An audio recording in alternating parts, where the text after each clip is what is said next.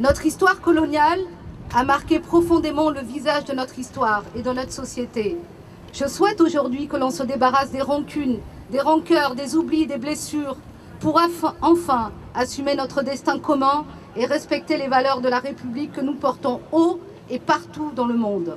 Il faut que nous mettions un terme à ce qui, pour la France, est non seulement une injustice, quelque part, mais une absence de reconnaissance et une absence de dignité à l'égard des anciens combattants qui, par dizaines de milliers, par centaines de milliers, sont venus dans les moments les plus difficiles de notre histoire appuyer les forces démocratiques contre les combattants nazis pendant la Deuxième Guerre mondiale. Cette discrimination aujourd'hui n'est plus digne de la France et des Français. Les anciens combattants ont pour beaucoup vieilli. Il y a eu quelques phénomènes importants, le film Indigène, un certain nombre d'arrêts, le film Mechti pour nous à Bordeaux. Mais reste qu'aujourd'hui, sur la pension principale, c'est-à-dire la reconnaissance principale à l'égard de ces anciens combattants, la différence entre le soldat français et le soldat marocain, sénégalais, tunisien, algérien, est de 1 à 8. 1 à 8. Et que souvent ces soldats, lorsqu'ils ont moins de 15 ans, dans l'armée française, sont obligés de venir pendant 9 mois en France, éloignés de leur famille, dans des conditions de logement et de vie indignes, humiliantes, toucher un minimum vieillesse, à peine suffisant pour les faire vivre. C'est pour ça que j'ai déposé cette proposition de loi qui vise d'abord à ce que l'on appelle décristalliser les pensions, c'est-à-dire faire en sorte qu'il y ait un alignement des pensions de ces soldats qui ont 70 000 ou 80 000 aujourd'hui sur le même niveau que les pensions des soldats français.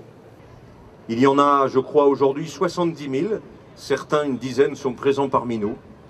Ils symbolisent le courage de tous ces combats. Je voudrais que votre présence aussi, nombreuse, cet après-midi du 8 mai 2009, soit un témoignage de reconnaissance et puis aussi soit un acte que la France pose par ses assemblées, par son Parlement, pour régler enfin ce problème de dignité et d'honneur. Je vous remercie. Au lendemain des différentes indépendances des anciennes colonies et protectorats, la France a décidé de geler sa dette envers ses anciens administrés, qu'il avait pourtant servi dans ses armées et son administration, beaucoup au prix de leur vie.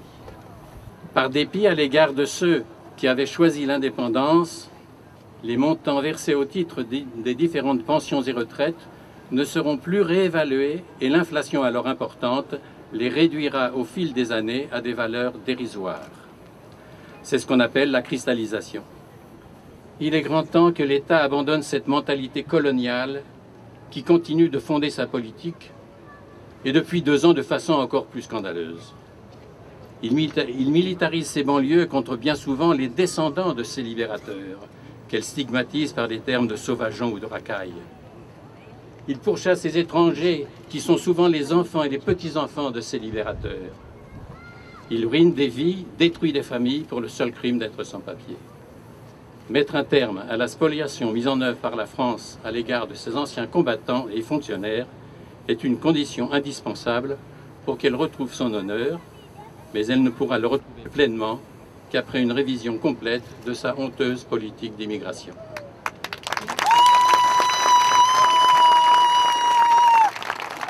Je vais donner la parole maintenant à la Ligue des droits de l'homme. Dominique Guibert, s'il vous plaît. Ils venaient de Dakar, d'Abidjan ou de Conakry, mais parce que leur premier régiment fut formé au Sénégal, on les appelait les Sénégalais. Ils arrivaient d'Annam, du Tonkin, ou bien ils furent enrôlés au Maroc, en Algérie, en Tunisie. Leur choix d'engagement s'était fait sous la contrainte coloniale. Ils servaient la République, mais n'en étaient pas citoyens. On leur demandait leur sang, mais pas leur vote. Sujets coloniaux, ils n'accédaient pas au titre de soldats. Ils étaient les tirailleurs dans des régiments particuliers.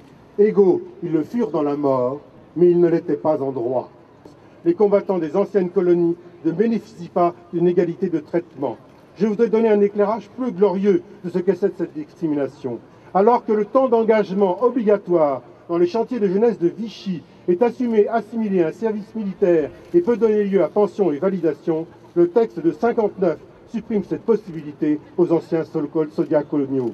2 poids, 2 mesures, il y a bien eu construction réglementaire d'une discrimination.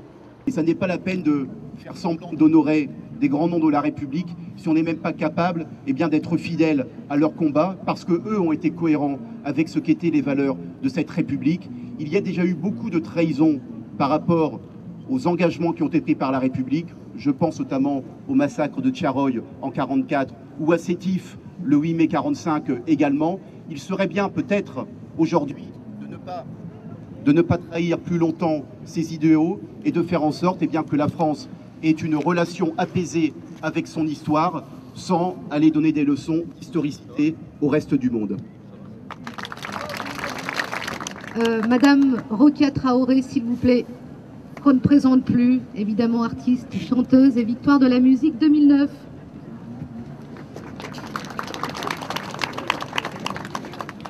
Bonjour. Et donc, je suis malienne, française, je suis franco-malienne.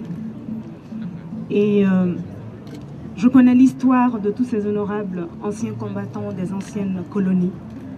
Il y a ceux avec lesquels je suis honorée d'être aujourd'hui ici. Il y a tous ceux que je croise tous les jours, avec lesquels j'ai grandi à Bamako, au Mali ou dans d'autres villes africaines, qui parlent encore de la France comme étant leur patrie. Une bien étrange patrie, parce qu'ils se sont retrouvés embarqués dans une guerre qui n'était pas la leur. Ils ont été obligés de s'engager pour la plupart d'entre eux et de venir se battre pour la France.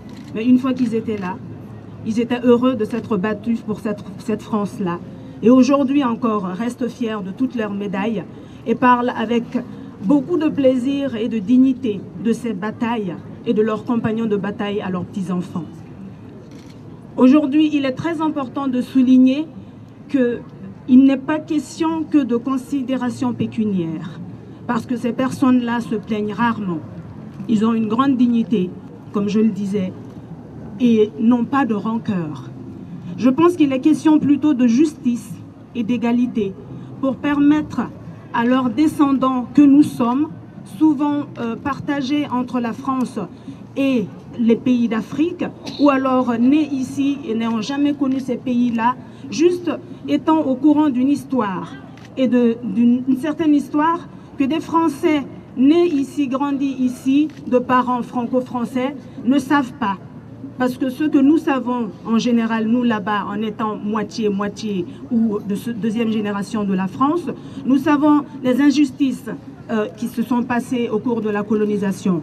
Nous en portons les marques, ça fait partie de notre histoire, ça fait partie de nous. Ici, on nous demande de faire confiance en une France, de l'aimer et d'évoluer normalement au sein de cette France-là, qui a tendance à rejeter toute cette partie de son histoire dont elle n'est pas très fière, qu'elle n'a pas envie dont elle n'a pas envie de parler, qu'elle n'a pas envie de voir en face. Il s'agit d'égalité, de justice et de parler aussi de ceux qui ne furent pas si agréables que ça pour ceux qui ont vécu la colonisation de l'autre côté en étant les colonisés. J'espère qu'un jour, cela sera beaucoup moins compliqué, que tout sera beaucoup plus simple et que nous serons enfin capables, anciens colonisés ou colonisateurs, de nous libérer du boulet de l'histoire de la colonisation, définitivement, afin de pouvoir regarder l'avenir avec plus de lumière, peut-être, et un avenir moins lourd entre la France et ses anciennes colonies. Merci. Merci, Madame Traoré. Voilà. Merci de continuer à appuyer ce combat pour la dignité et l'honneur aussi de notre pays. Merci, messieurs.